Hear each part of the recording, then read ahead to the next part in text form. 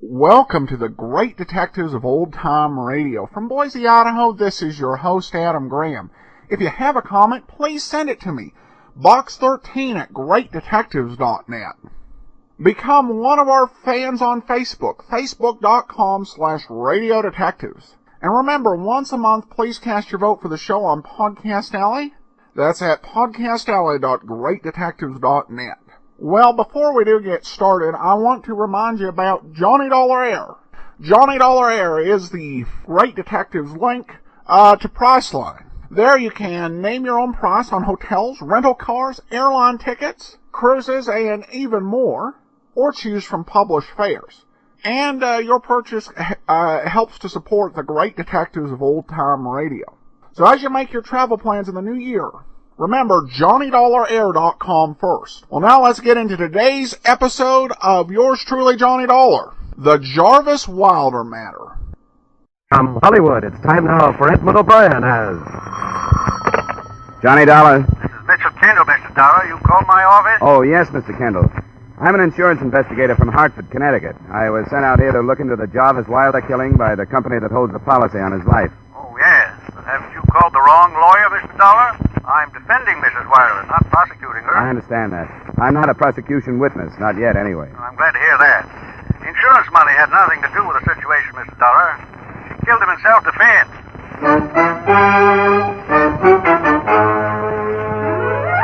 Edmund O'Brien in another adventure of the man with the action-packed expense account, America's fabulous freelance insurance investigator. Yours truly, Johnny Dollar.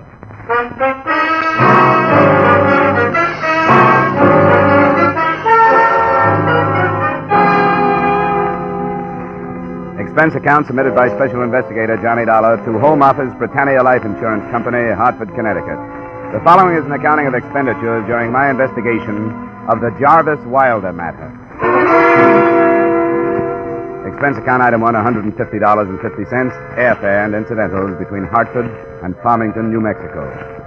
It was shortly after noon when I reached the drowsing western town. I checked into a hotel and read in the local paper that the county grand jury at any moment was expected to indict the widow, Mrs. Alma Wilder, for the murder of her husband. I contacted her lawyer by phone and a few minutes later walked into his office. Well, Mr. Dollar, you've had quite a trip. How are you, Mr. Kendall? Yeah, it's a lot of miles from Hartford. Not too many hours these days. Sit down. Thank you. Well, I read the papers. The indictment comes any minute, huh? Yes, it didn't take long. From arrest to conviction with as little cost to the taxpayer as possible. Yeah. That's the way they like it. Not that there's anything wrong with the way things have been handled, you understand. I haven't gotten too many details. Alma, Mrs. Wilder, confessed when she was arrested. Confessed again at the inquest. That was only yesterday. Also only a formality. Why the indictment, then? Why doesn't she plead guilty and get it over with? Because I won't let her. I want a trial. Because I'm going to get a not guilty verdict for her. On the grounds of self-defense and temporary insanity. Those grounds have sprung a lot of widows, I guess. Do you object to that? No, not at all. I hoped you'd tell me she's innocent. A lot of money tied up in the policies for Jarvis's brother and his estate. None is due her. I wish I could help you on that. Were you planning on going out to the ranch?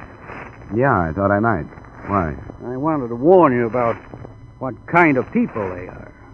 What kind are they? They've been the most hated people in this part of the state for 2 generations. Russell is a twin brother, you know. And he has not only the appearance of Jarvis, but every single bad quality. Selfishness, cruelty, conceit. Russell has a wife, too, hasn't he? Yes, Rosemary. And if she shoots him, I won't be surprised. But I'd advise you to be careful if you're going out there. Don't push too hard. They like to run people off their property. I'll watch it, thanks. Yeah. Just what do you expect to accomplish, Mr. Dollar? I've got to make a report, that's all. Murder, it's routine. If you still have any idea I'm working with the prosecution to set up a motive for your client and turn it into a first-degree charge, forget it. I'm not. Well, they've been awfully quiet. Well, I've been practicing law long enough to develop a suspicious mind. It was nice to meet you. Thanks a lot for the help, Mr. Kendall. I'll probably see you again before I leave.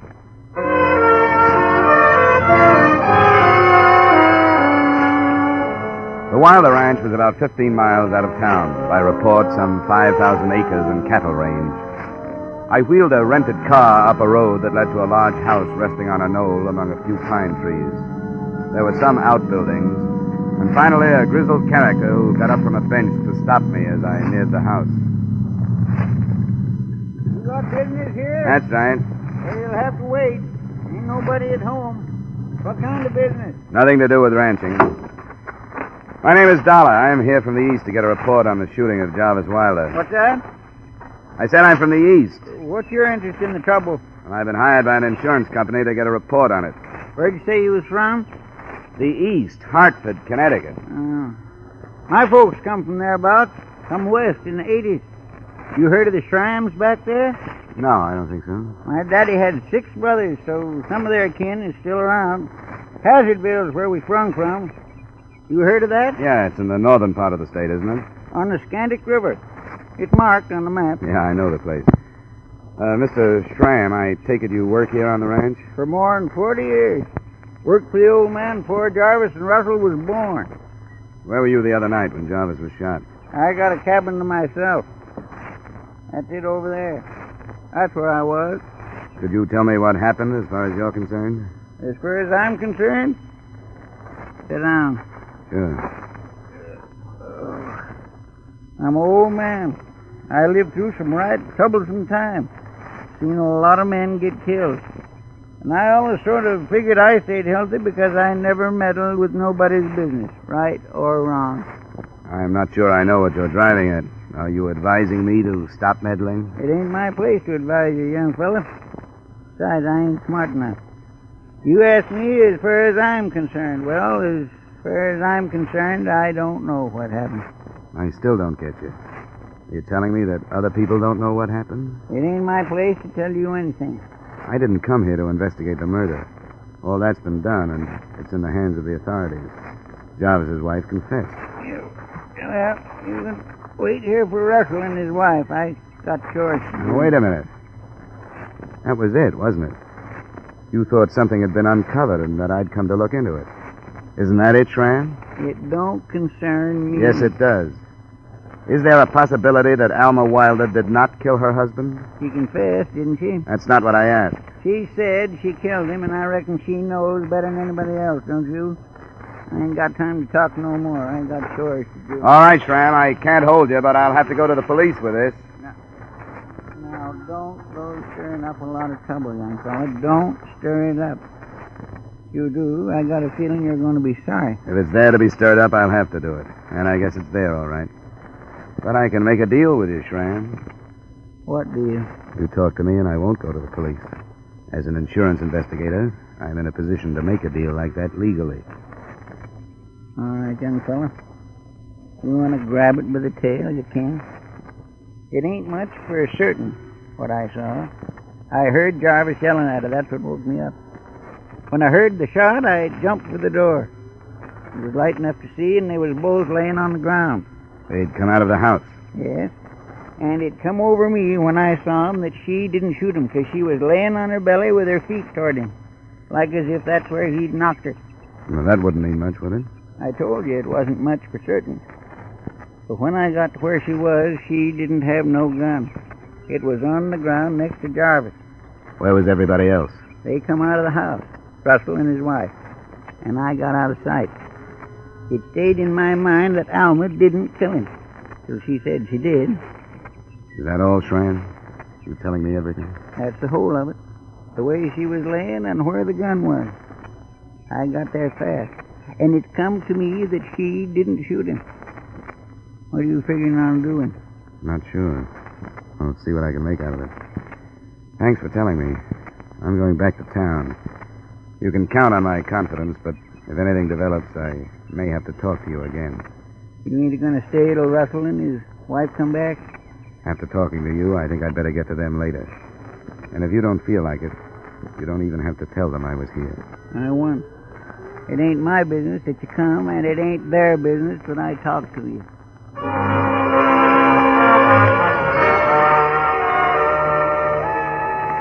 It was little enough to go on, certainly. Back in town, I approached the authorities on the basis of wanting a routine report. The investigation was no more thorough than could be expected. A confession, naturally, would do away with the usual need for examination. There were photographs to record the position of the body, etc., results of ballistic comparison tests to establish the fatal weapon, a .30-30 rifle. That was about all. The autopsy report hadn't as yet been added. I debated on where to go from there and decided against Kendall, the defense lawyer.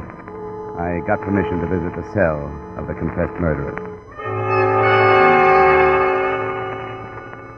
Alma Wilder was a slight, well-formed brunette of 24. She looked older than her years, but she would have been quite beautiful under different circumstances. I don't understand why you've come to see me, Mr. Dollar. I told them all how it happened. Didn't you talk to them? Yes? And why'd you come to see me? I read your confession. I guess I was curious about what kind of a woman could make such a calm statement about killing her husband. It was done and finished. There was no other way to say it. I'm curious about what kind of woman could be driven to the point where she'd do such a thing. If you read it, you know. I'm the kind of a woman I was. The kind of a woman he made out of me. In your confession, you said he'd been cruel to you. What kind of cruelty did you mean? I won't talk about it. Physical cruelty? Yes. I won't talk about it. Why do you want me? I'd hope maybe you'd want to talk to somebody that might help you. I told all the truth I'm going to. I won't tell anybody about my life with him. I went through it. And now it's finished. I won't talk about it. All right. The time I've been here alone. The time since I killed him, I've been happier than I have for 3 years. It's the kind of a woman I am now. I'm happy now. I hadn't noticed. But I really wasn't after that part of the truth. You hated your husband, and that's enough. What about the twin brother? Do you hate him? What do you think of that, man? Do you? Yes, I hate him. I hate him the same way I hated Jarvis. What about the sister-in-law? I never thought much of anything about Rosemary. Except when he brought me to that house, she seemed like some dead person. I should have known then what it was going to be like. Wasn't there anybody you liked out there? Or who liked you? What? Any of the men who worked there? I never saw him. They weren't allowed in the house, and I wasn't allowed outside alone. Why? I'm asking these things because I don't know if this confession you made will stick. What? Alma, right now only you know whether or not you really killed your husband. Yes, I did. If somebody knew you and felt sorry for how unhappy you were, he might have killed him. There wasn't anybody. If somebody thought enough of you to do that, you could be thanking him with your confession.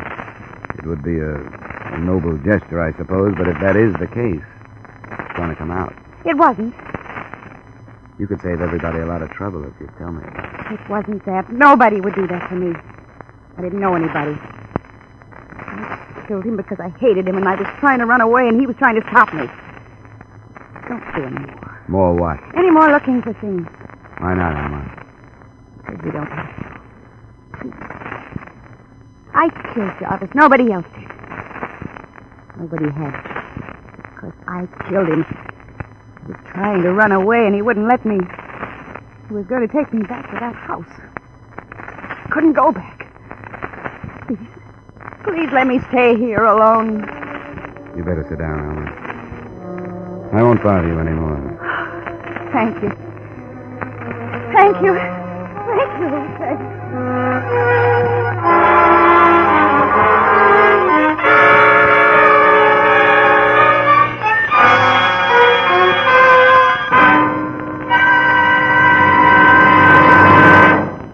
We will return you to the second act of yours truly, Johnny Dollar, in just a moment. There's one married couple you can always depend on for fun on Saturday evenings, and to invite them over is as easy as staying tuned to CBS. They're Lucille Ball and that man she calls My Favorite Husband. You don't have to get involved in the strange predicaments they do. All you have to do is sit back and laugh at the results. How's for asking them in this evening? Lucille Ball and My Favorite Husband will be waiting on most of these same CBS stations. Now with our star Edmund O'Brien, we return you to the second act of yours truly, Johnny Dollar.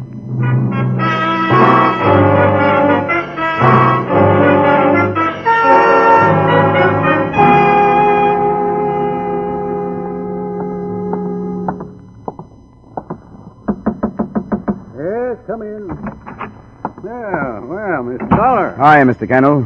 I didn't know whether you'd be in your office or not. 5 o'clock? Oh, yes. I sometimes stay in the office until 8 or so. I'm a single man. No place to do any homework. Sit down. Thanks. Well, I see you escaped the Wilder ranch without loss of life or limb. Yeah, I made it all right. Nobody was there. Perhaps you were lucky.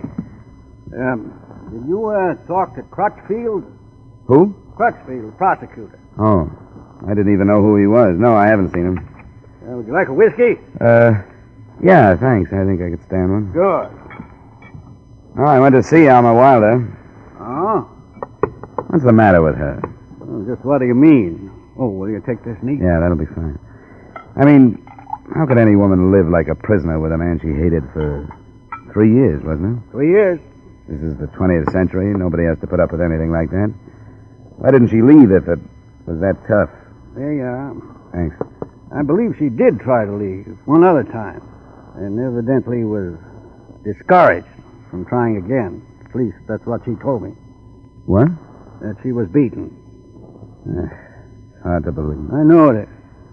So was the case that broke in the papers last year of the man who'd been locked in a room for 14 years, remember? Yeah, that's right. Well, shall we toast the human race, Mr. Dollar? Let's not bother. Mr. Kendall, did you ever give a thought to the possibility that Alma Wilder could be innocent? What? I mean actually innocent. That somebody else could have killed her husband. Mr. Dollar, if you've come into any information pertinent to this case, I want to know about it. Well, it's not quite information yet, but maybe it will be. What was its source? I can't tell you that now. Why not? Came to me in confidence. I've got to keep it that way. But I faced Alma with it. The way she reacted makes me think that there's something to it. What'd you say to her? I asked her if somebody we don't know about got rid of her husband for her. How'd she answer? Naturally, she said no. And I don't believe it. Has anything you've learned pointed to the identity of this person? No. Well, until we can be more specific, this is worthless as testimony. Yeah, I know that. I'd give anything to produce a witness that would blast Crutchfield's case from here to the state capitol. Yeah, but it's too much to hope for. From here? Who knows? But her confession, a signed statement, a matter of record. Obviously, you're going to follow it up. Oh, sure, I'll have to now. Would there be any way to keep the whole thing confidential? Without interfering with your work, of course. I don't know. We'd have to see. Of course. Well, it's too much to hope for. Won't start impaneling a jury until day after tomorrow at the earliest. If you're making any progress and need more time, let me know. I can delay that. All right, I will. You ought to be congratulated, Mr. Dollar. However you came about this possibility. Case of plain fool luck, as a matter of fact. No, don't say that. You put us in the back seat. A greenhorn. We Westerners don't like that, you know.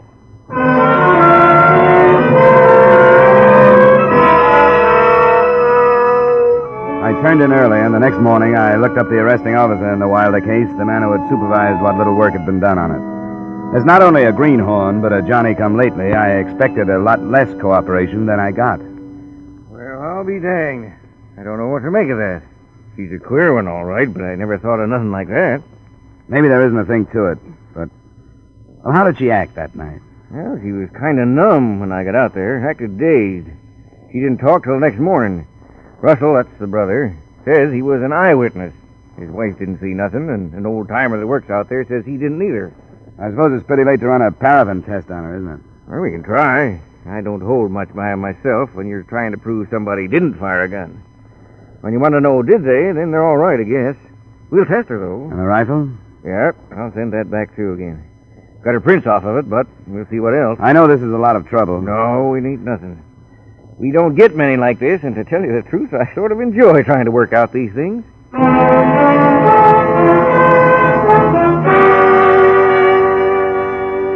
It was about 10:15 when I turned into the Wilder Ranch Road. Passing the outbuildings, I looked for but didn't see the old man Schramm who'd been there the day before.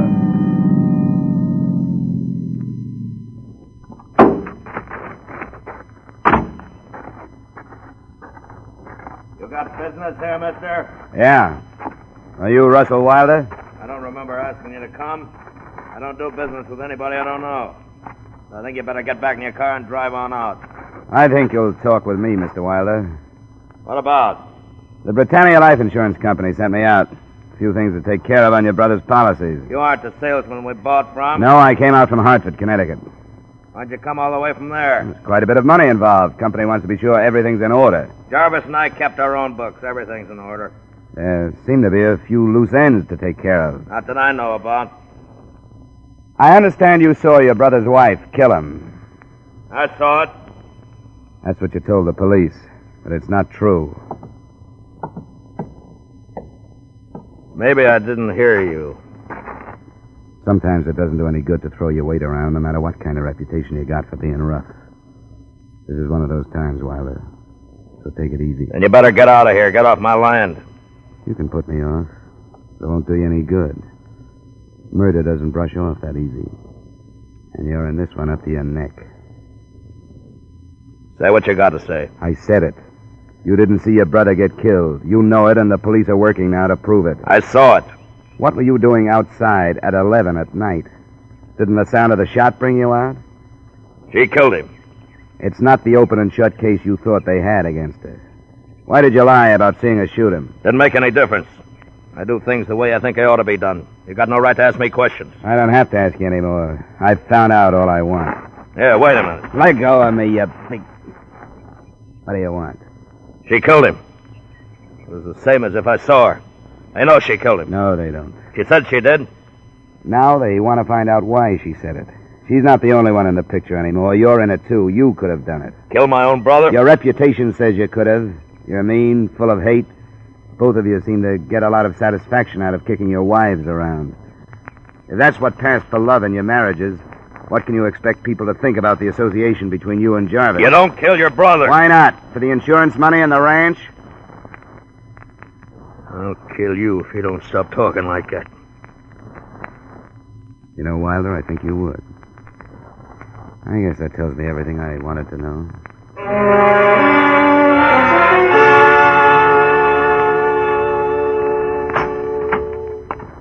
How are you, Alma? I'm all right. Just been out to the ranch. I'll never see it again. And I finally met your brother-in-law. Or him again. How did you happen to marry Jarvis? Because my friends were all married. I wanted to be. I was dumb enough to believe his promises.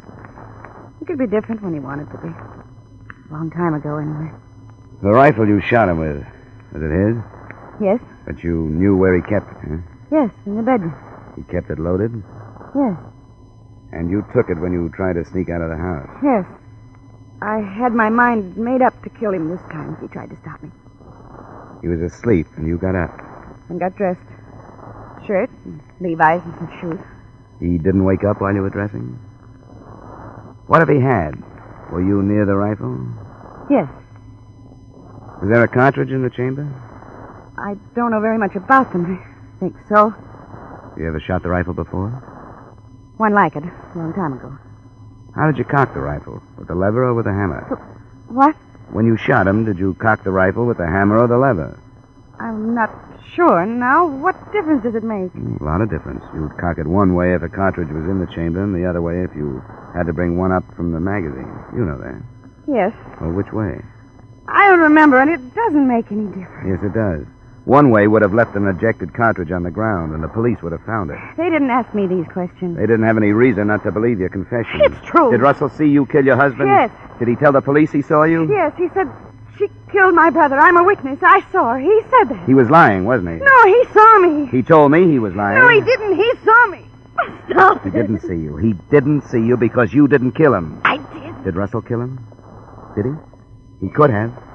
Come on, tell me the truth, Alma. I can't stand it. I can't stand it. Tell me the truth. Mr. Dollar. Huh? What is it? Officer Dandy sent word he wants you to come over. Can't it wait? He says it's mighty important and you better come. All right. It wouldn't have to be so rough, you know, Alma.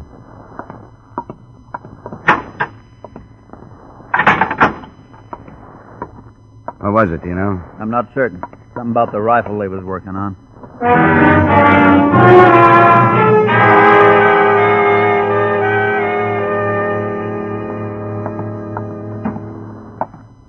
I think we did her, Dollar. I think we did her. I hope so. Here, look, right here. Now, this is the murder weapon. Been bothered a lot, but look at that butt plate. dirt, huh? Yeah, jammed into the ribbing on the plate and into the indentations for the screw heads. More on the one side. We got that covered, too. Now, you told me how she was lying with her feet towards the deceased. Yeah? Well, that figures in, too. And I called back the coroner about some marks they found in Jarvis's arm. Teeth marks. Here, you see? Yeah. Done a lot of work, Dandy. Now, next time, I won't wait. Anyhow, we didn't have a Marlin rifle like the murder gun, but it didn't make no difference. We took one of our Winchesters out on some dirt. We sort of guessed at the angle to get more dirt onto one half of the plate than the other, like that Marlin has in it. That's it, Dandy. You've got it. Yeah, we jammed the stock on the ground and pulled the trigger. The recoil pushed the butt plate into the ground, and we got dirt in it about the same as the Marlin. That's good work. Say, could we phone Mitchell Kendall? I promised him he'd be in on this.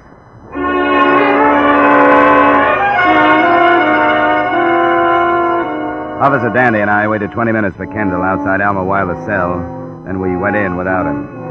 It took her a while to realize how much we knew now about what had happened. Why do you want to keep on saying that, Miss Wilder? It ain't true. It can't be. You didn't know anything about that rifle. You didn't have it when you left the house. Jarvis had it when he came out after you, didn't he? I'm scared. I don't know what happened. We can tell you. He tried to stop you outside with a rifle. It was cocked. I don't know. We do, Alma. He tried to stop you and you bit him. He threw you with one arm and the rifle fell from the other. It went off when it hit the ground. Everything fits in. You were lying in such a way you couldn't have shot him and got there. Nothing you can say now will change it. We know what happened. It's true, isn't it? Yes. Yes, it's true. Why didn't you tell us? You made a false confession and stuck with it. What made you do that? What were you afraid of? Were you afraid of Russell? I was afraid I'd have to go back to that house. You mean it's better to go to prison? Yes, I wouldn't have died for it, would I? But I will now. Why should you, Alma? What do you mean? He said I would. Russell said I would. He said, you killed my brother. I'm a witness. I am a witness before the law. And if they don't kill you, I swear no matter where you go, I will. And they will. That's the kind of men they are. When they say it, they can do anything. Oh, please. Please, you've got to let me stay here. Alone.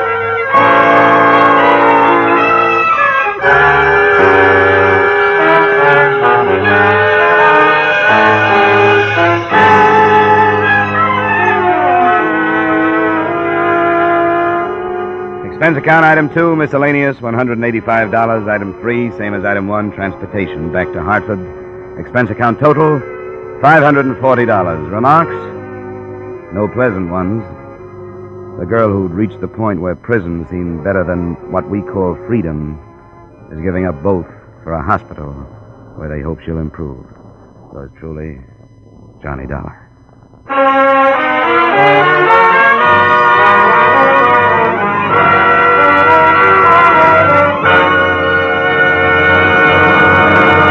Yours truly, Johnny Dollar, stars Edmund O'Brien in the title role and is written by Gil Doud with music by Wilbur Hatch.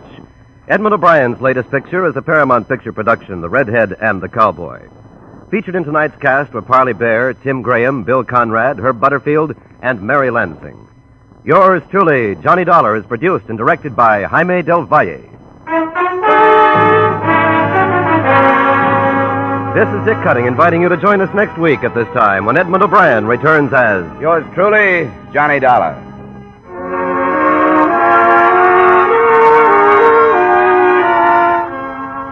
There have been some changes made, and it's faster, it's funnier, it's got new life and a brand new punch because Jan Murray's taken over. What show is this? Why, CBS Saturday Night Musical Quiz, Sing It Again. That hour of melody, mirth, and money that's heard on most of these same CBS stations. Yes, Jan Murray is your new host. Be sure to hear the new Sing It Again with Jan Murray this evening on CBS. Stay tuned now for Von Monroe's Caravan, which follows immediately on most of these same CBS stations. This is CBS, where you laugh at Jack Benny every Sunday night, the Columbia Broadcasting System.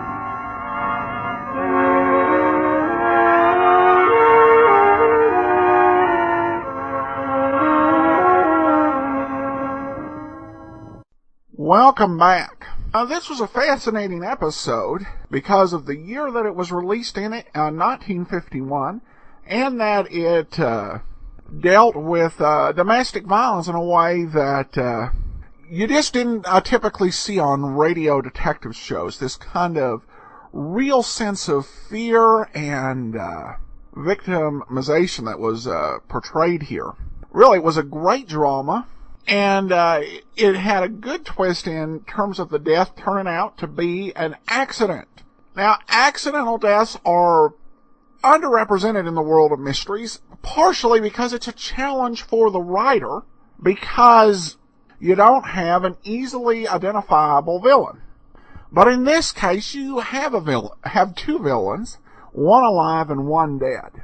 So this was a top-notch piece of writing and great performance by Edmund O'Brien and the crew. And of course, we once again hear William Conrad for at least the second time this week as part of our programming. I would of course be remiss if I didn't mention that we do have some lost episodes between the David Rocky matter and Jarvis Wilder. In fact, there were 4 lost episodes: the Weldon Bragg matter, the Monopoly matter, the Lloyd Hemmerly matter, and the Vivian Fair matter. And so now we are resetting to February of 1951, with next week's show actually being from March. Got a comment here from Darlene, who writes, "I've been a fan for more than a year now, and I truly enjoy your commentary, which adds a lot to the listening experience.